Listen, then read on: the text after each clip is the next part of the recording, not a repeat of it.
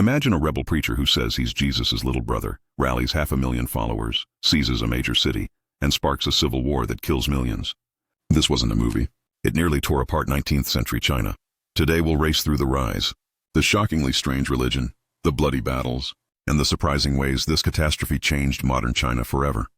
Our story begins not in a throne room, but in a humble village in Guangdong. Hong Xiuquan was a scholar who failed the imperial exams. Again.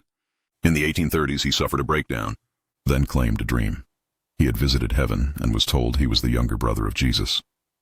That vision mutated into a movement, a millenarian Christian faith mixed with social outrage. Hong promised a new world, land redistribution, an end to foot binding, and a strict moral code. For a China battered by famine, corrupt officials, and humiliating defeats to foreign powers, it sounded like hope. In January 1851, the God-worshipping society, now with thousands of followers, openly rebelled in Jintian. They routed local Qing forces, beheaded a commander, and declared the heavenly kingdom of great peace. This was not a ragtag band for long. Discipline, ideology, and brutal training turned peasants into a fighting force that swept through provinces. By 1853, the Taiping had captured Nanjing, a prize that would become their capital and a symbol of their alternate state. They renamed the city Tianjin, heavenly capital, set up a theocratic bureaucracy, and tried to remake society on a radical blueprint. But running a state is harder than overthrowing one. What followed was total war. Villages were conscripted. Entire regions were devastated as both sides tried to starve the other into submission. Libraries and temples were destroyed and the conflict turned unimaginably brutal. Civilians paid the price. Floods, famine, disease, massacres. The fighting made normal life vanish. This wasn't just a military struggle. It was an unmaking of society across swathes of China. How bad was it? Historians estimate roughly 20 million deaths across the conflict and its aftermath, one of the deadliest civil wars in human history. Those numbers include soldiers and civilians, but they also represent ruined farms, abandoned towns, and social collapse for generations. At first, Western powers watched warily. Over time, foreign interests, worried about trade and regional stability, tilted toward supporting Qing forces.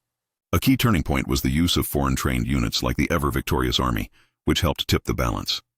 By 1864, Qing forces, reinforced with regional armies and foreign assistance, retook Nanjing.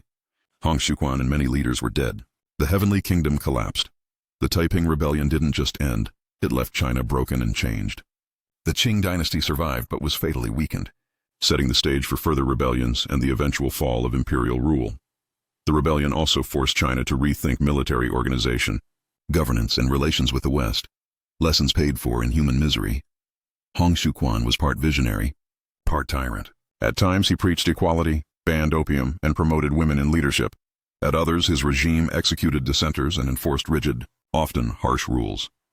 That contradiction, utopian dream turning authoritarian nightmare, is why the Taiping story reads like a tragic parable.